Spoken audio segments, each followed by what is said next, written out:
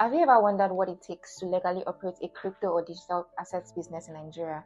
Hi, my name is Korede, and welcome to Law in 60 Seconds with Alina Brooks. Today, we are diving into the key legal considerations for obtaining a virtual asset service provider's license. First, it's important to define who a virtual asset provider is. A virtual asset service provider is an entity that facilitates the transfer, exchange, and safekeeping of virtual assets for others. In Nigeria, the key legal regulators are the Securities and Exchange Commissions and the Central Bank of Nigeria. To obtain a virtual asset service provider's license in Nigeria, you need to meet certain requirements laid out in circles. For example, you need to be incorporated in Nigeria with a physical address.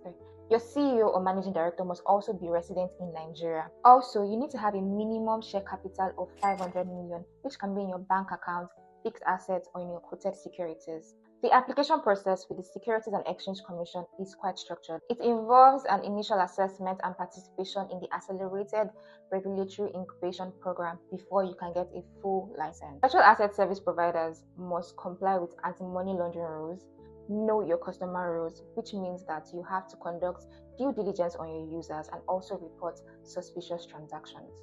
Finally, once you are licensed with the Securities and Exchange Commission, you need to operate your bank account in line with the CBN guidelines.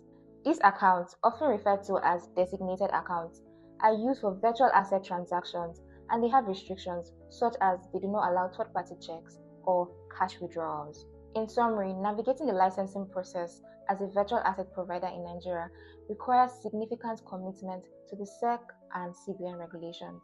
For expert guidance on these legal requirements, please reach out to us at info@allenandbrooks. Thank you.